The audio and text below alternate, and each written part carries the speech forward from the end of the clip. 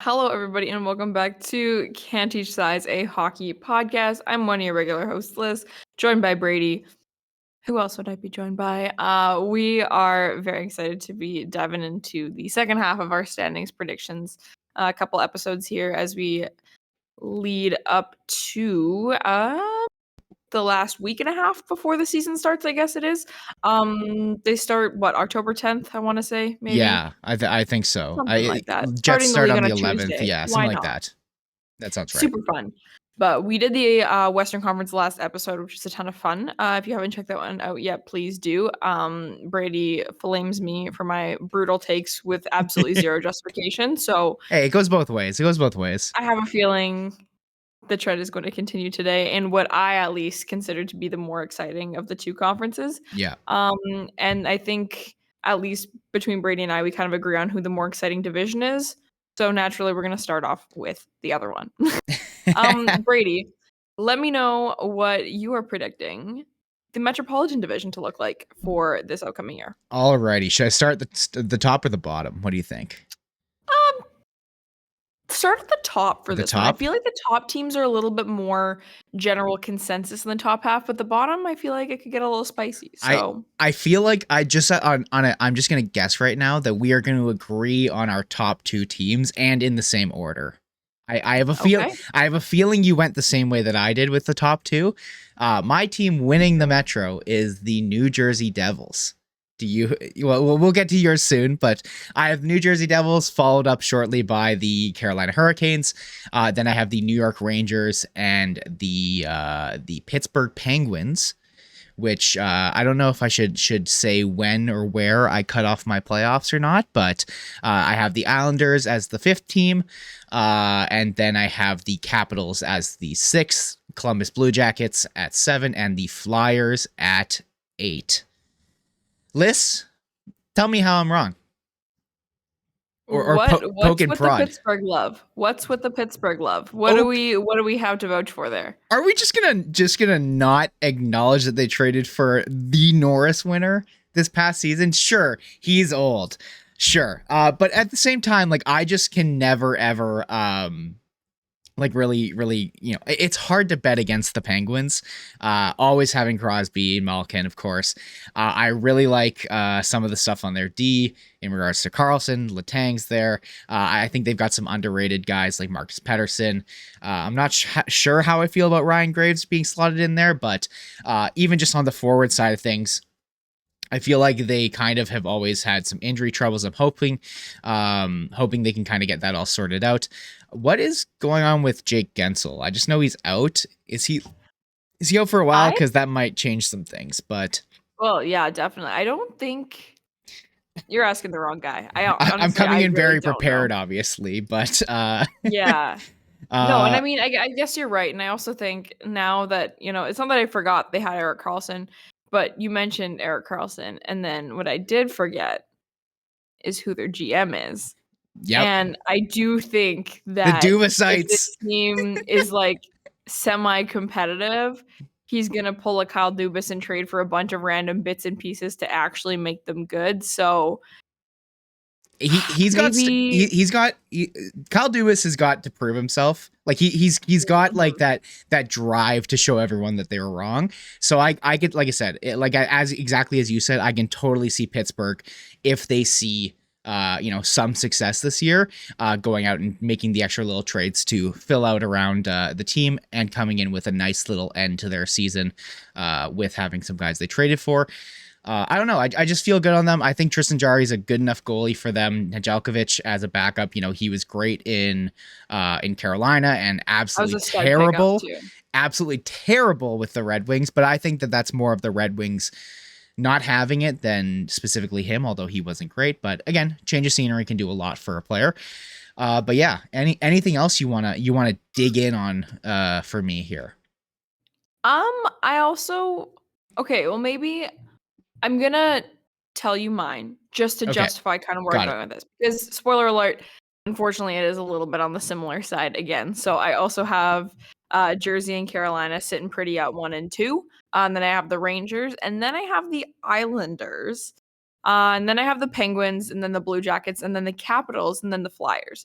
So Ooh. I'm interested to see if we want to have a little conversation on the Capitals, just because I don't have any particular.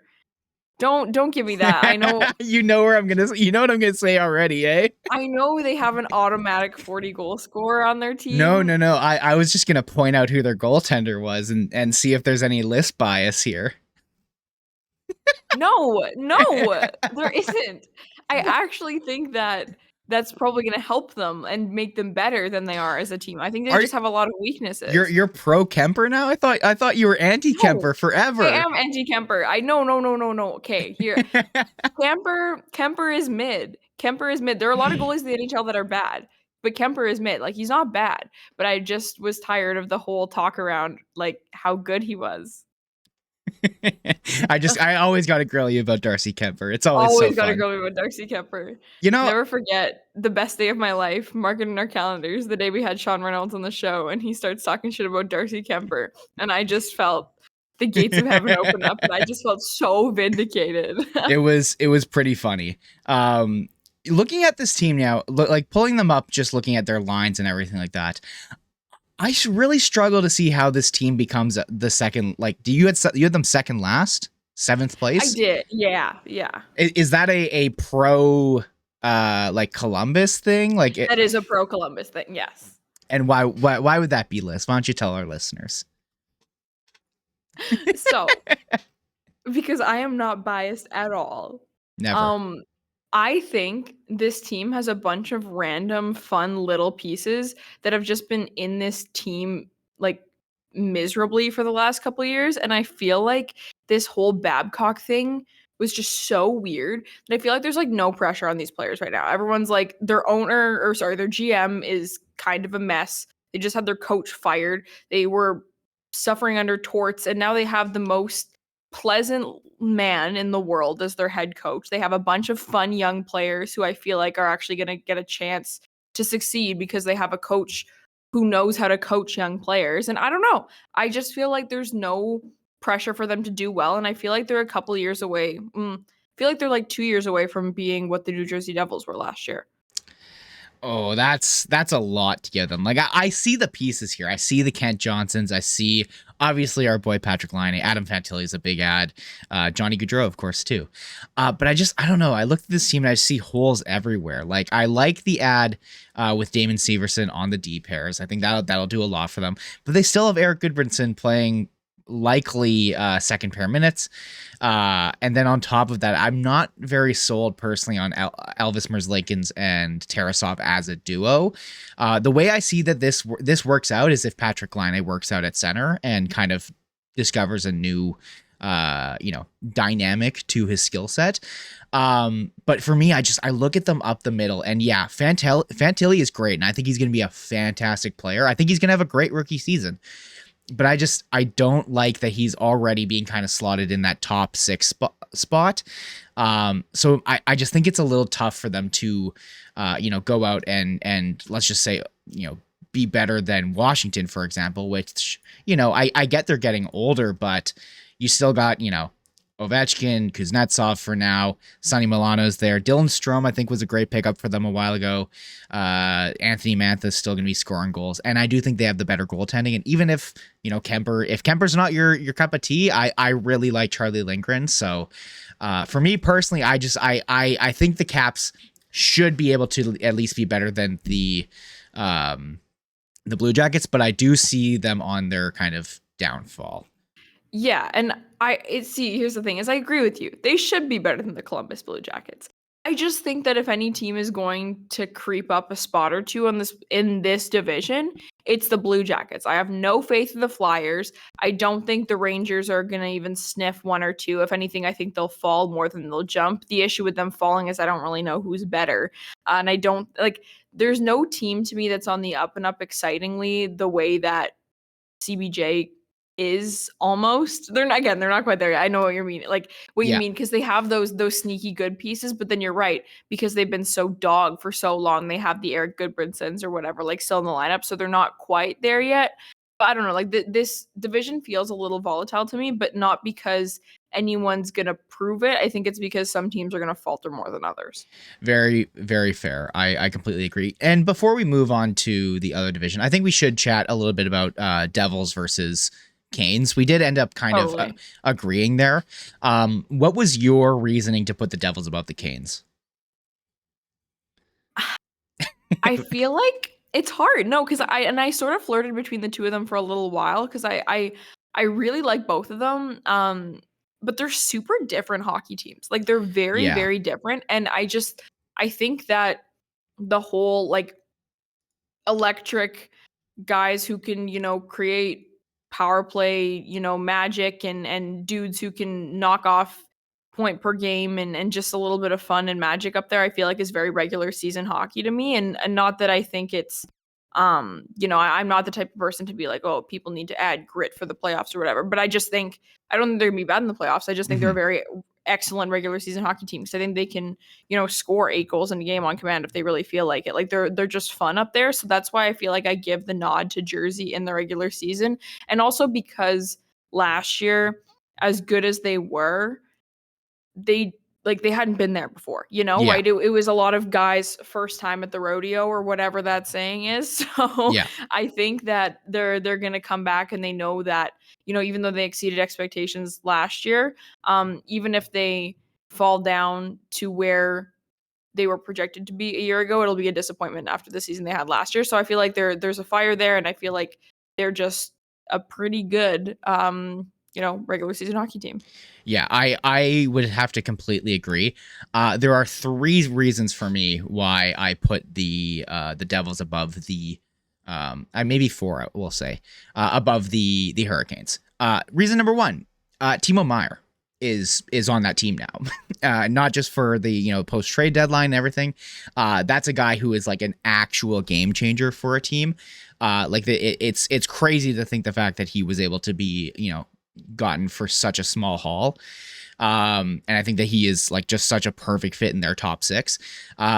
Another guy, Tyler Toffoli, is another guy. Like, again, this is a bit more, shaping the outside, but that's just another guy that you can have for just being able to pot another 20 goals for sure. Like, he's a 20 goal guy without blinking, occasionally 30. He's a good goal scorer, I would say. And then number 3, like the biggest thing for me, Jack Hughes, man. Like, that guy is quickly becoming one of the best centermen in this league. I know that obviously not the best. There's high heights for him to achieve before he can get that title, but he has easily become a top centerman in this league, and another year under his belt, he's just going to get better. And then the 4th reason is just everything around the outside, including youth. Alexander Holtz will be stepping into their lineup this year, probably. Dawson Mercer's still there, getting better, and potentially Luke Hughes stepping in, and maybe Simon Nemec, maybe if he can make the cut. I don't know what the deal is there, but point is, the Devils have a lot of youth coming in, and they also have a lot of vets that are there. This is a team that is going to be one of the best this year for sure. Oh yeah, no, it's full of studs, and I think it's the kind of team that, the San Jose Sharks, the Anaheim Ducks, the Columbus Blue Jackets, like that's what they look at. Like that's what you want is when, the guys that you drafted, the guys that you wanted come together and they actually start winning hockey games for your team and for your fan base. Like that's the shit right there. So I think, and they see that too, like the team I think is all fired up, and like everything, even with like the Lindy Ruff stuff last year when everyone wanted his head, and now it's like, nah man, this is your guy. Like, like I just feel like the vibes are good around them, which I rarely say around NHL teams. So the question is, I know the whole Akira Schmid thing is still kind of a question mark for some people. It'll be interesting to see what they choose to do back there, but honestly, I don't think it matters. They still have Vitek Vanacek, who was fine. Exactly. Was like, I think that they have like a tandem setup, and Vitek Vanacek and Schmid is better than Vitek Vanacek and Mackenzie Blackwood. So 100%. And also the thing is, like last year, the reason that it was so much of a storyline was because they had to figure it out, because it was end of the season, playoffs, all that kind of stuff. Now they have all this wiggle room and airtime to give these guys space to try them out. And if they don't work, they don't work. Like goaltenders don't work out all the time. So now they have 82 games to deal with it. For sure. All right. Well, I mean, that's pretty much it for the Metro.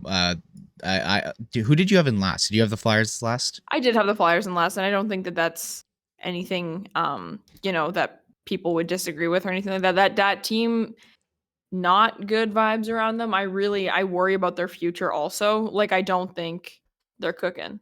I would say this. I would be hopeful for their future because one of the reasons why I have them for sure at the bottom here, teams are going to go up and down in that kind of 5, 6, 7 spot.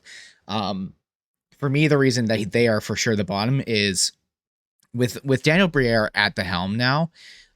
They seem like a team that is going to be actually doing things properly. I have no faith in a Chuck Fletcher run No. Flyers team, but with Danny Briere there, at the first sign of everything not going great and also other teams needing players, like that seems like we're probably gonna get like a Travis Konechny trade this year.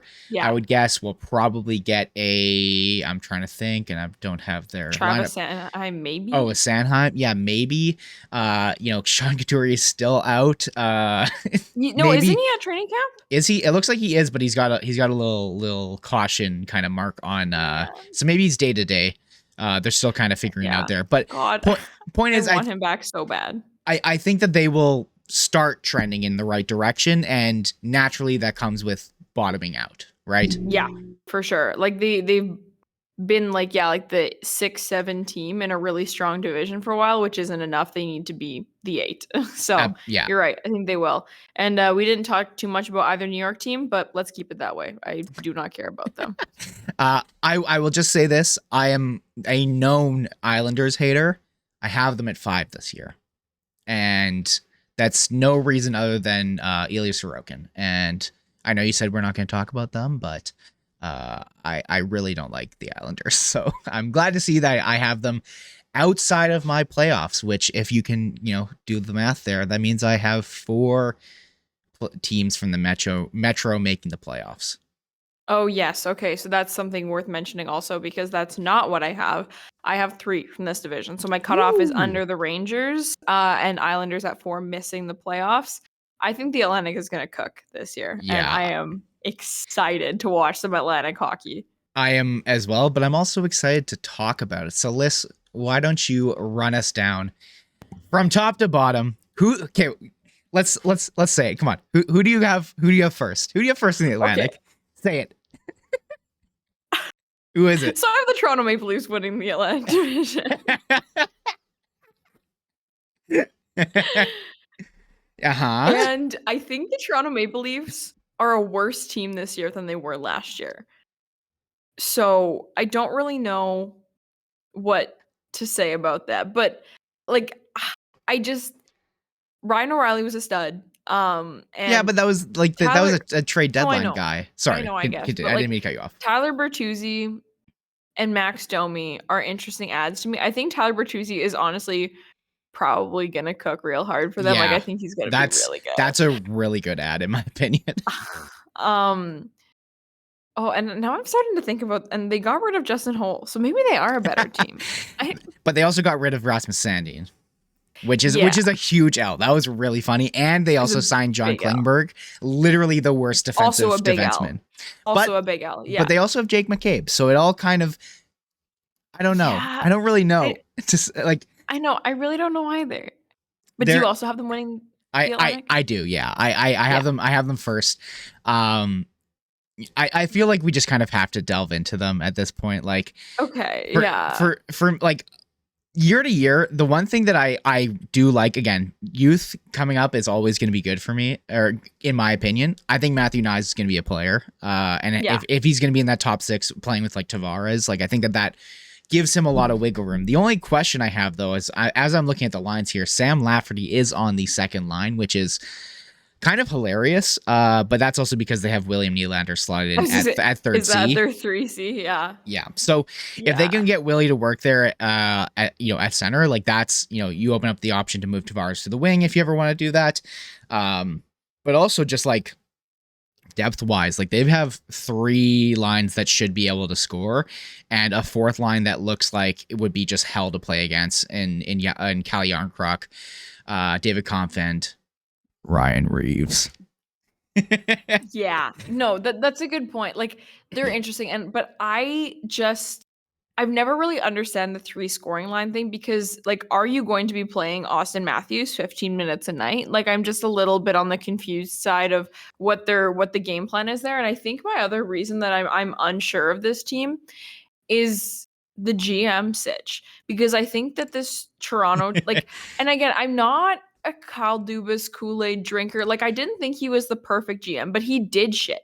Like he did what he thought he needed to do to make their team better like on the reg. Like he was always up to something to try and make his team better and I feel like that's not so much the Brad Treliving way. So I feel like if this team is not at its best, I don't know if he's going to make the 6 minor trades that he needs to sort of shore up that lineup a little bit. I don't know. I'm just interested to see how they manage Yeah, the roster moves that they need to make because they definitely need to make some trades if they want to win a Stanley Cup. Like this isn't a perfect Stanley Cup team yet.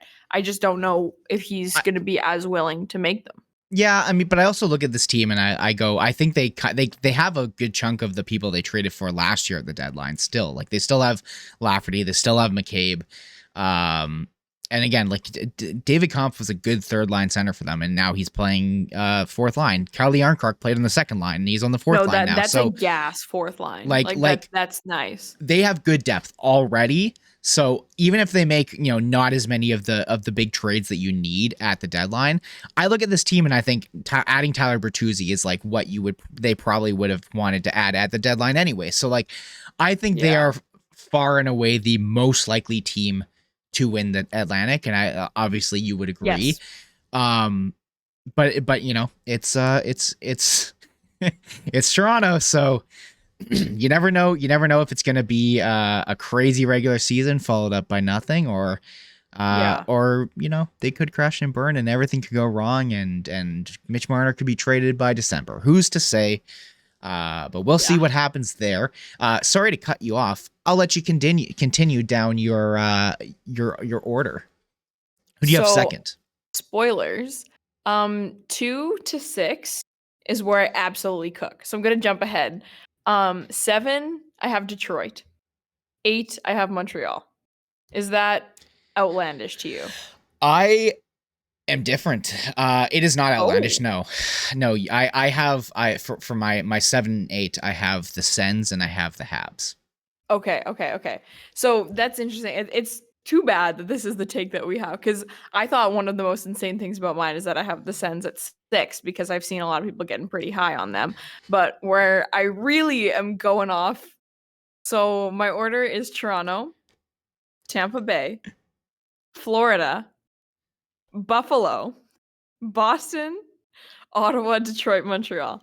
And so you have the Leafs, the Lightning, the Bruins, you said? Yeah, the Leafs, the Lightning, the Panthers, the Sabres, the Bruins making the playoffs. Interesting. That is interesting. Okay, so second you still had Tampa.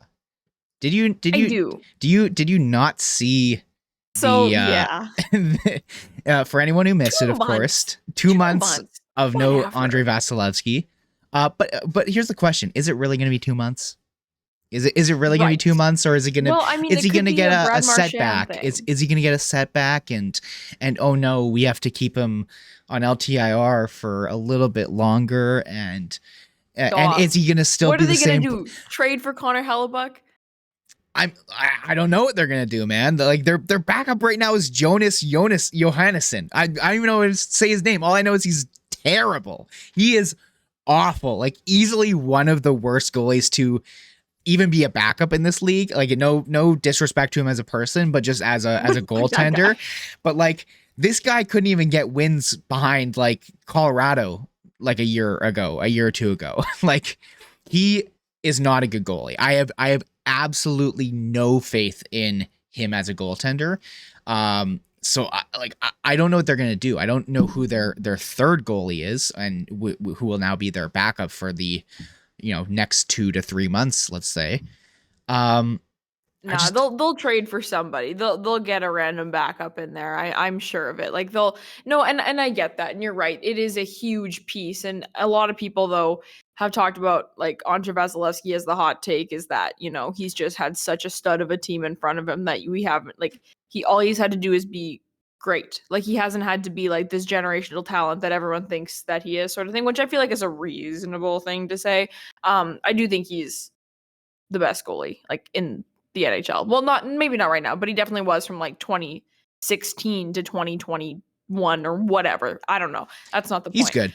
He's a good goalie. He's a good agree. goalie.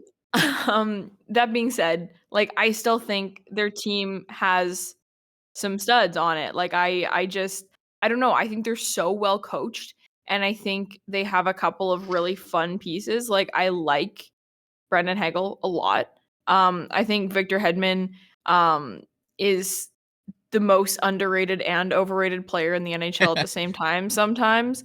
Like and just all the pieces that have always been really good for them, the Stamkoses, the points. Like I think they're still like a good hockey team. And again, I can't stress enough how having the same core that's been coached by the same outstanding coach this whole time, I feel like is still gonna bode really well for them. For sure. And going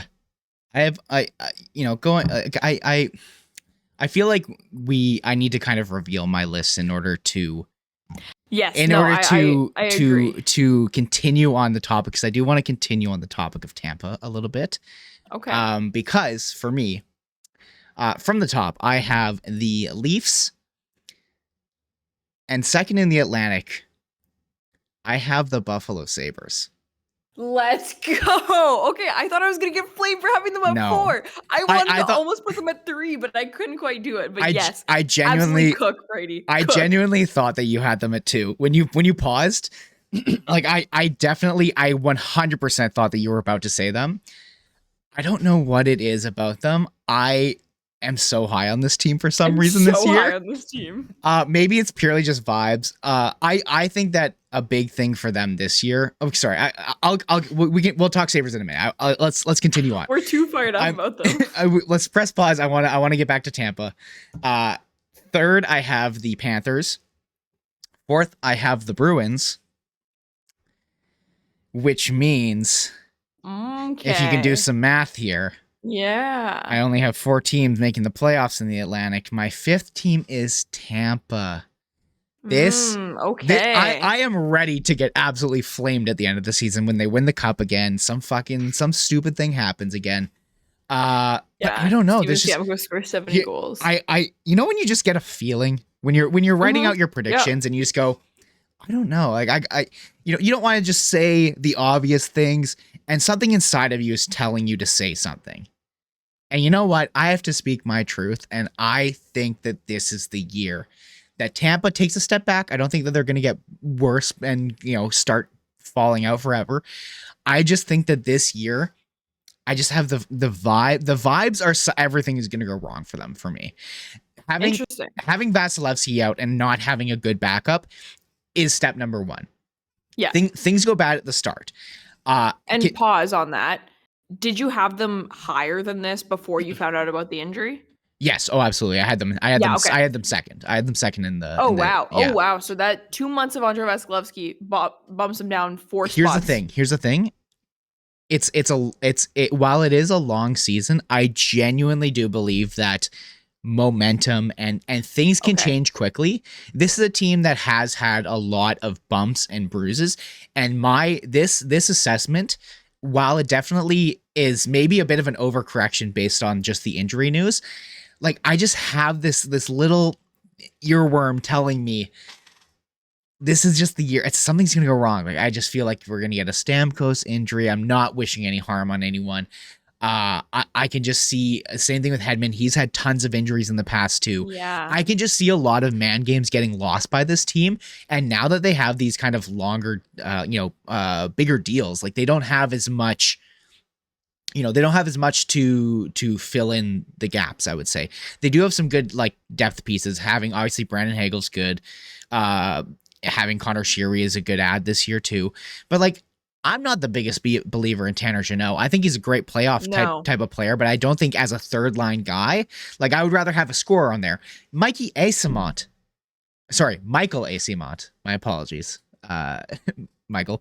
But he's on their third line this year. Like I liked him. I thought he was a good play. I thought he was a good player, but like there's him, and then like the entire fourth line. Again, not that a fourth line makes or breaks a team. Obviously, it's the players above them, but it's just kind of to go to show that they are kind of lacking. And if they get into any injury trouble, having your fourth line be Logan Brown, Luke Glendening, and Tyler Mott, like those are all guys that I'm like, yeah, that's bad. What team am I looking at here? So my hot take this show for my predictions is that the Tampa Bay Lightning are going to miss the playoffs. I like it. I'm going to hold you to it, and we're going to come back to this, but I like it. I like that you're thinking big. I like that you're thinking bold. I like that you're being a hater. It's good energy. Lyss loves the hater energy. Oh, I love the hater energy. Speaking of hater energy, did you see my tweet that got promoted by the Arizona Coyotes today? No, what? When they were playing in the Global Series, and I was like delirious, came home from like a 14-hour workday watching this like 1 a.m. game in Melbourne. I was watching live, and Logan Cooley scores that goal, and I was just on my couch, like no, everyone in my house was asleep, and I was like, I need to tell somebody. So I tweet, Logan Cooley is better than Connor Bedard, and they put it on a collage. That's awesome. And I was like, this was camp, bro. Like I was capping. But then I was like, no, but personally, like this whole tweet, they made a whole collage about how Logan Cooley is better than Connor Bedard, which I'm like, first of all, insane when unprompted. And second also, of all, it's got like there's like 5 tweets in this. Like yeah, no, I know. But they definitely just name searched Bedard Cooley to see what they could find, and then it showed up or whatever. But I don't believe that, just to set the record straight. However, if I get to be included in someone else's post of being a hater, I'm happy to do so. So I'm really glad that I was included in that. That's awesome. Also, like Connor, man, every time I see an interview with Connor Bedard, I'm just like, this sport sucks. You know what I mean? It's really funny. Like we're getting a little off topic, but that's okay. We got a lot of time to fill. It's fine.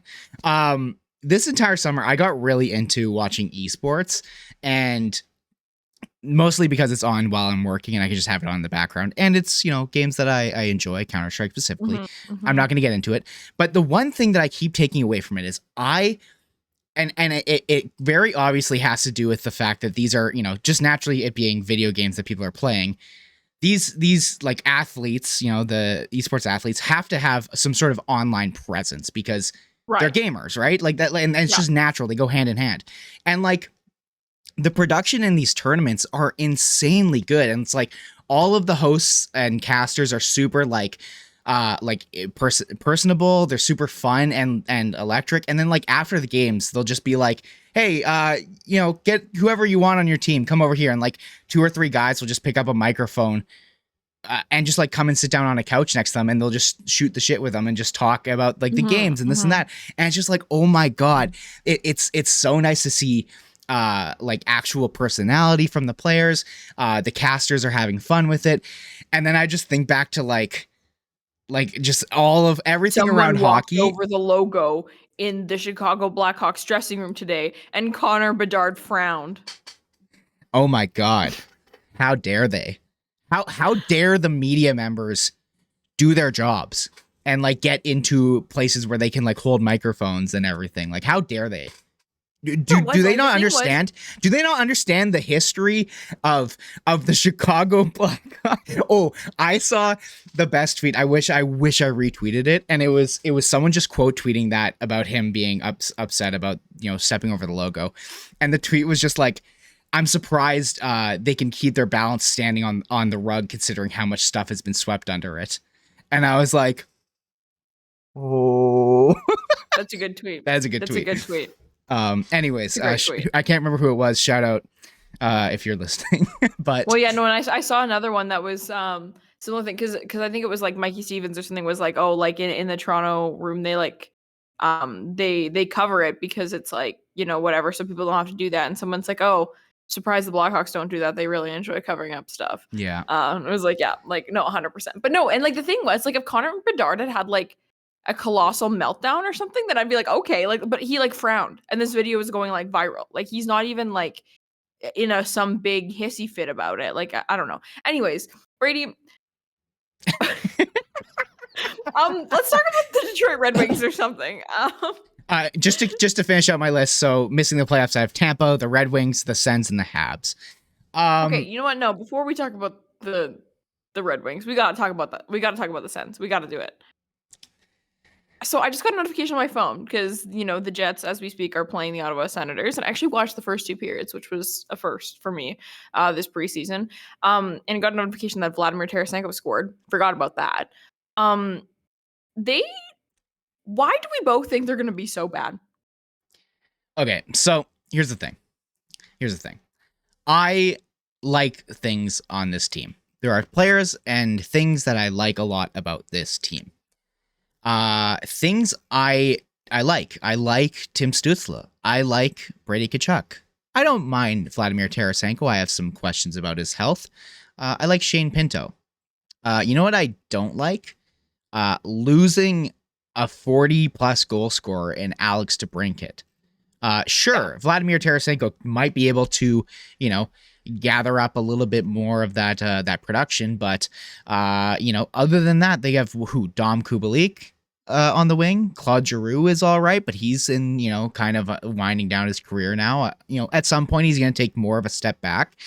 I'm not saying it's necessarily this year, but I'm not confident on it. As far as their defense goes, like I like obviously Chychrun they'll have for a season now, but I'm also kind of skeptical on Chychrun. Like I think that he's a great defenseman, and I very much wanted the Jets to get him. Just to be very clear, but he's also a guy where I still have questions about him.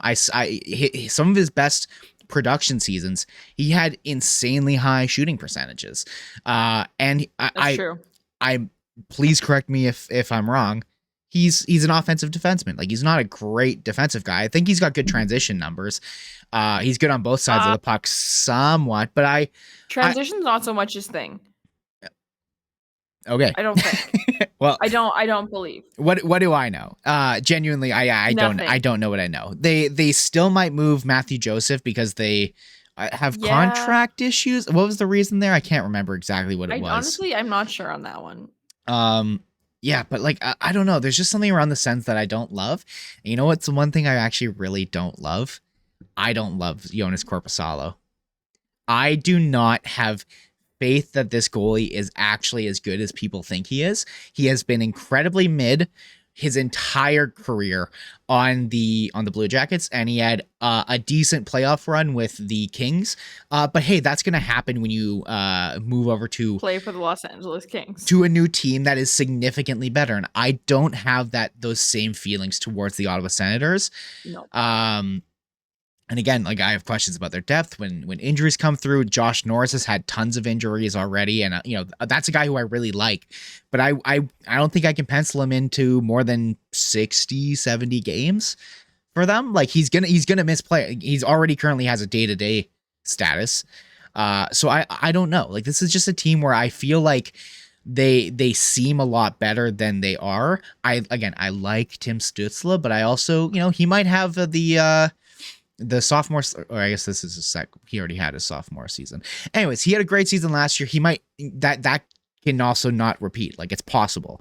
And if your number one center doesn't have a great season, like I don't know, I just see a lot of ways that this could go bad for them, Yeah, no, and I agree. And I think a lot of the pieces, like you said, like we haven't seen any of the pieces that they have be good at the same time. Like that's my whole thing with them. Like, it's like, yeah, Josh Norris, like we haven't really seen him, Stützle and Tkachuk like cook together at the same time for long enough to know if it's sustainable and like Jake Sanderson new, Jacob Chychrun new, like they're Korpisalo new, and I also don't believe in Korpisalo either. I think the whole Korpisalo Merzlikins thing in Columbus was so funny because it was like they had these two funny goalies who were just the sweetest, but I was like, I don't think either of these are like super great.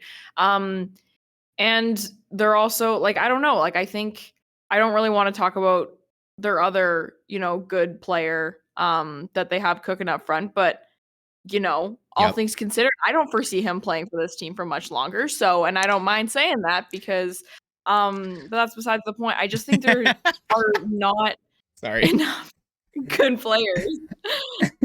I figured I was just gonna omit him from Yeah, what I was gonna that was say, very but deliberate on your part, but good job. and sorry, I don't want to add. Actually, I don't even need to add this, but I also don't feel that confident about Anton Forsberg either. I think that he has had a couple of good flashes in the band. I think he's good, but I also want to remind everyone he was like a waivers goalie like a season ago. So and also, even if he's good, you're still paying what $4.5 million for your backup then? Yeah. Like what? Like no, it's not. I don't know. I think the vibes around this team are weird too. This ownership change could be interesting. I don't really know. I don't think it's going to have enough day-to-day effect on them, at least not yet. But yeah, I have them at 6. You have them at 7. I don't think the Ottawa Senators are ready to cook yet. And do you know who I would throw in that same category is the Detroit Red Wings, because what the hell is going on over there?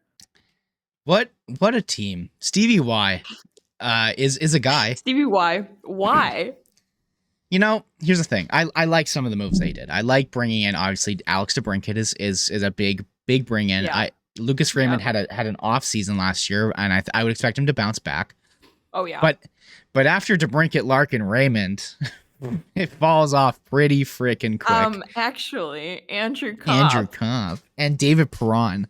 God, I despise David Perron for no reason. I hate him. No reason other than he played for the Blues forever, and also is like the guy who would always bite me in the ass on in fantasy leagues. Like he would always be the guy who like I'd pick up as like a spot start for a week, and then he would just do terrible. I'd drop him, someone else would pick him up, he'd get a hat trick, and I would just be furious. Yeah, I don't know. This team is very, very weird. I don't know how I feel about their goaltending. I still am not the biggest believer in Ville Husso. James Reimer's their backup, who's, besides who he is as a person, okay, a decent backup, but he's getting old. And yeah, like their forwards really fall off quick. I like that they added Daniel Sprong. That's a big add for them in my opinion, but he's also a guy that always gets played like fourth line minutes for some reason, even though he scores like crazy. Okay, hot take, is it not because he's like a bad person or something? No, I think that he, I don't know. I think he's just maybe I also don't know, to be very clear. I do not know if he's a good or bad person. He just got into a fight with an F1 driver this summer. So I was like, maybe that's, yeah, no, it was like a whole thing. He like got, well, that's this summer, but previously he's always been a fourth line guy. And so like, but I was just wondering, maybe it's because he's unlikable and like, or something. I was like, maybe this is why, possible. We're all talking about how underrated Daniel Sprong is. Like maybe he's just not the best. I don't know. It's just my conspiracy because I love being a hater. Very possible. I feel like he's a drill ruiner. Like he like that. He just seems like the type of guy who would ruin drills, and coaches hate him. But when he plays, he's fine, and scores. But they just can't bring them to putting him any better. Anyways, this is a lot of talk for a team we both have in 6th or 7th. But in general, like there's not a lot to be excited about here other than their top line. And of course their defense. Moritz Seider's a big one, but other than that, it's Justin Hall and co. Ben Sherratt, Justin Hall. Like the nightmare goes on. The cursed defense. I don't mind Jeff Petrie, but again, getting old. Shane Gostisbehere. Like I don't even know what to think about that player anymore. He's there. He's a guy. He plays defense. Jake Wallman is supposed to be on their top pair.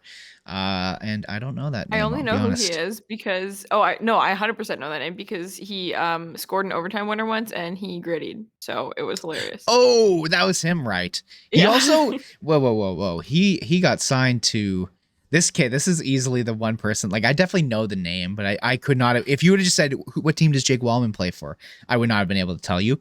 But this is a guy who apparently makes 3.4 mil, which is a lot for someone for me to go, who are you? Yeah. But anyways, maybe I'm just no. I feel like I wouldn't say who are you to anyone who makes like less than $2 million in the NHL, or more than $2 million in the NHL. The only other player who I would say has that same vibe to them would be Matthias Samuelsson, but because of his deal, I know him, and also because the Buffalo Sabres are about to cook.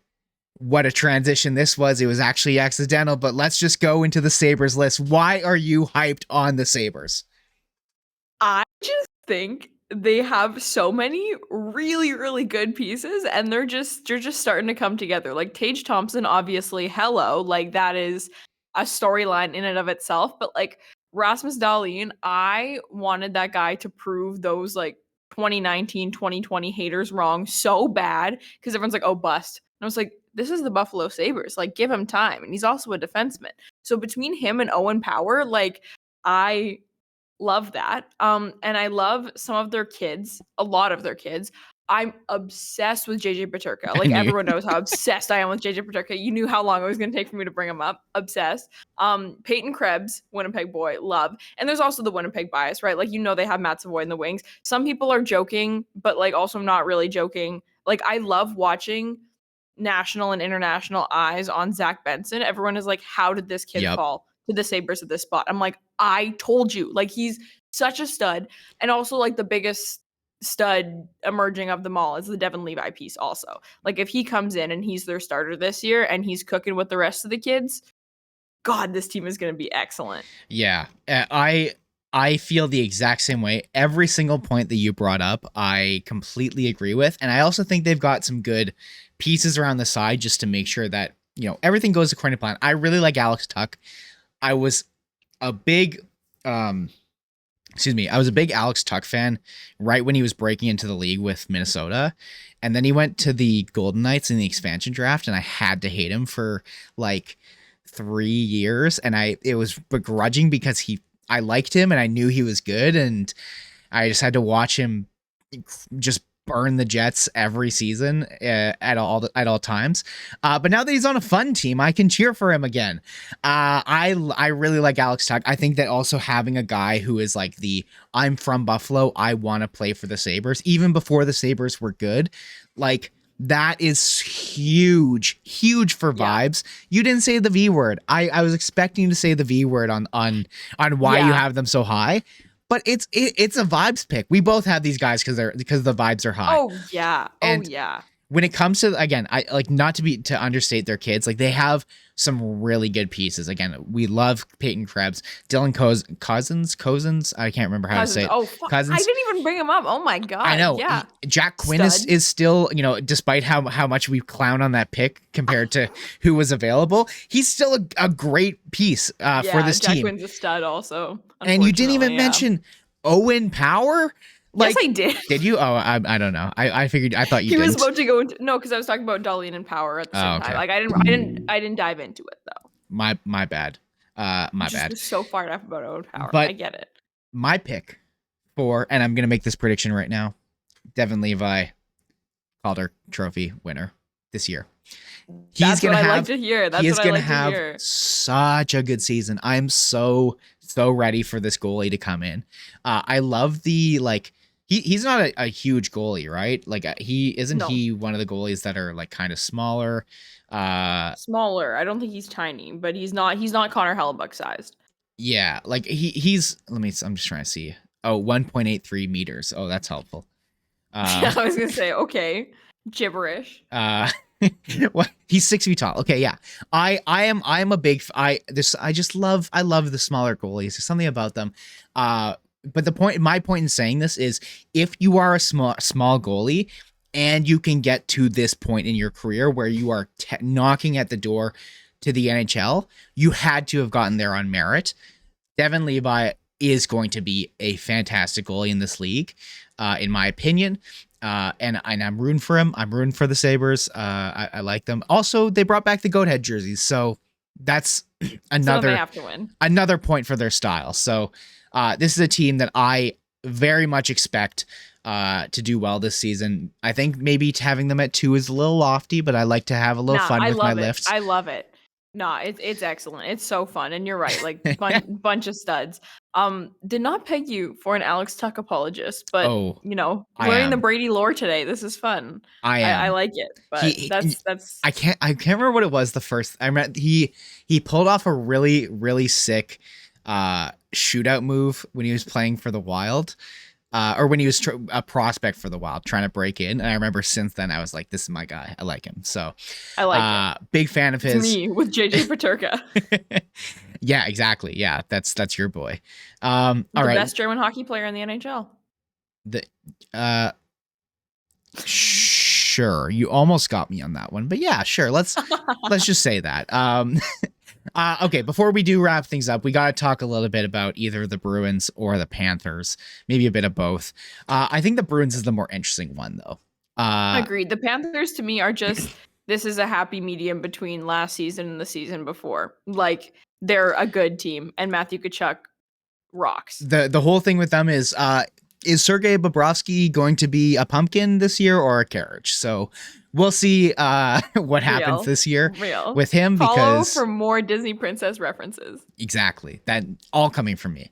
But okay, to bring it back, the Boston Bruins, we got to talk about them. They have by far one of the most interesting year-to-year transitions here. You had them at 3, 4, 5. Because sheesh. Toronto, Tampa, Florida, Buffalo, Boston. Right. So nothing too ridiculous, but here's my whole take on this. 5 is pretty low, but I mean get like it. I'm not like outlandishly low is what I'm saying. But I still have them making the playoffs, whatever. Patrice Bergeron is going to be such a massive blow, like to the point that I don't think we'll even understand until we start watching this team. Like the coolest hockey player of the 2010s. I'm not actually meaning that seriously, but like top 10 for sure. Yeah. And he's not 10, 9, or 8, right? Like he's the coolest. They still have good pieces. Obviously, Pasta, Marchand, McAvoy, like those are, big pieces. I have more questions around the goaltending tandem than I feel like most people do.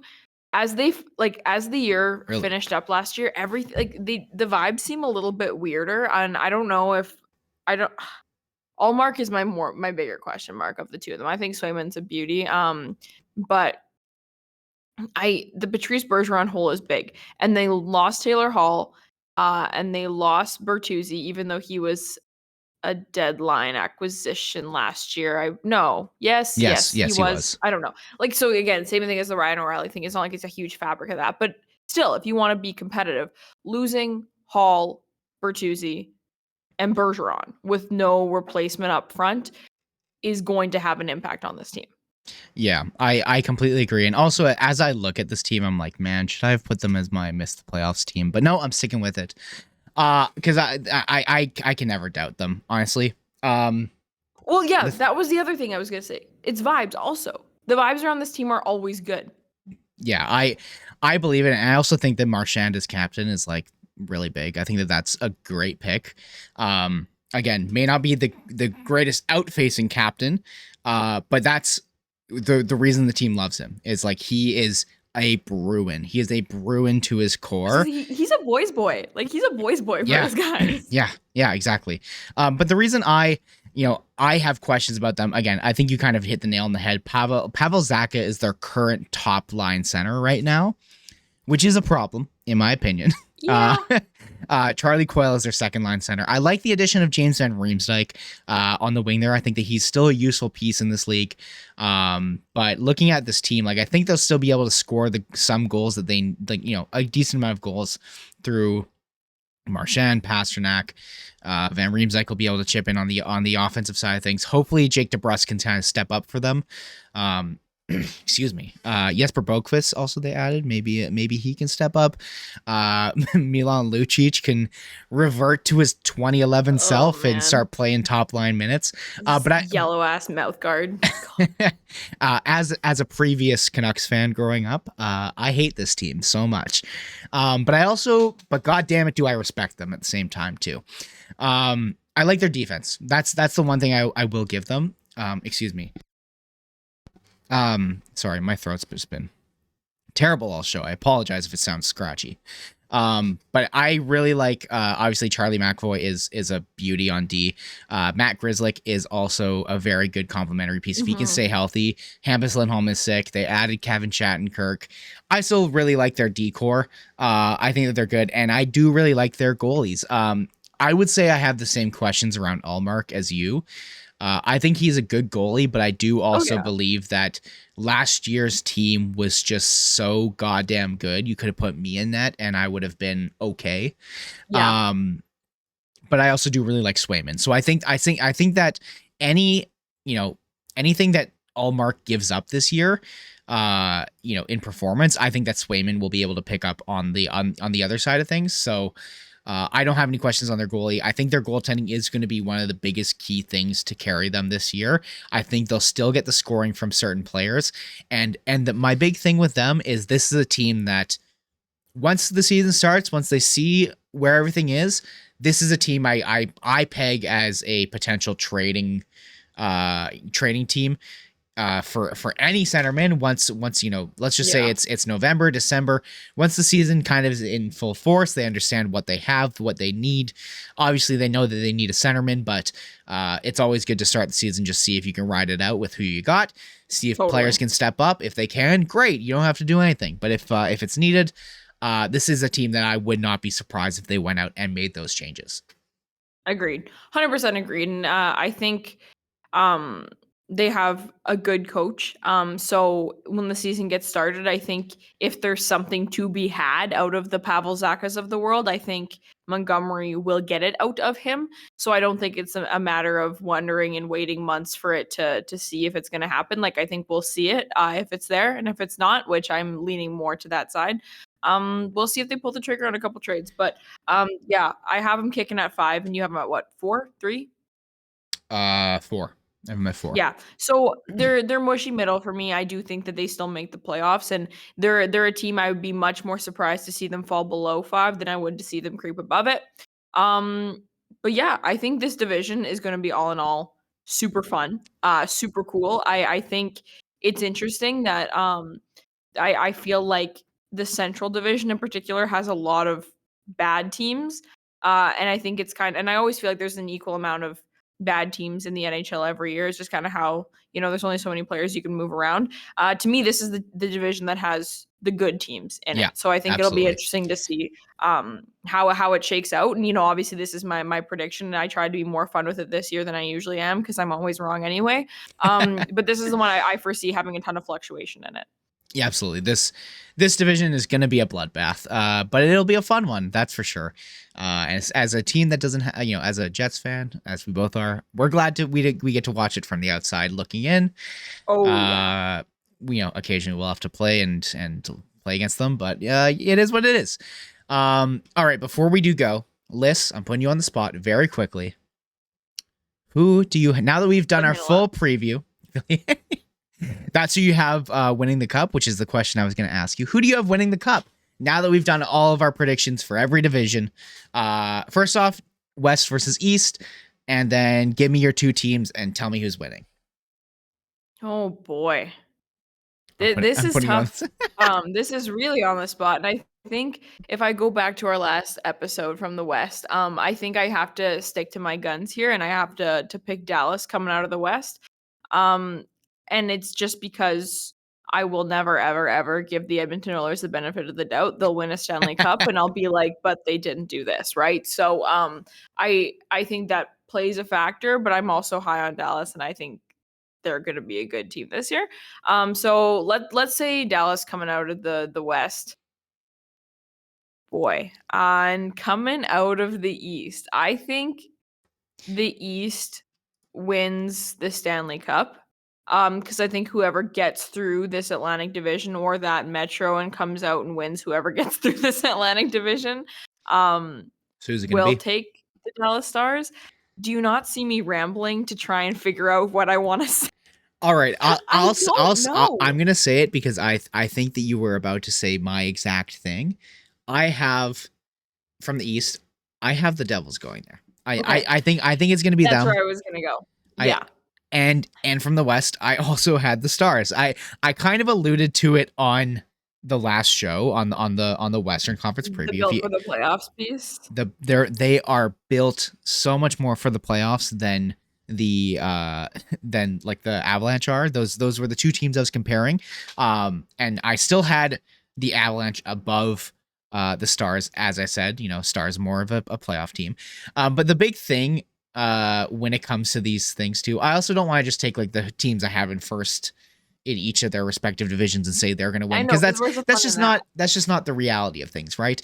But I do think that the Devils are going to go far. My sub pick would be the Canes, because I always will choose them to go to the Cup final, because it'll happen one day. I swear it's going to happen at some point. That's a good team. But I have Dallas winning it. Dallas is going to win the cup Okay. this year. That was my pick from the start. The first team that kind of spoke to me and said, we're going to go far this year, is the Dallas Stars. They are my Okay. 2024 Stanley Cup winners.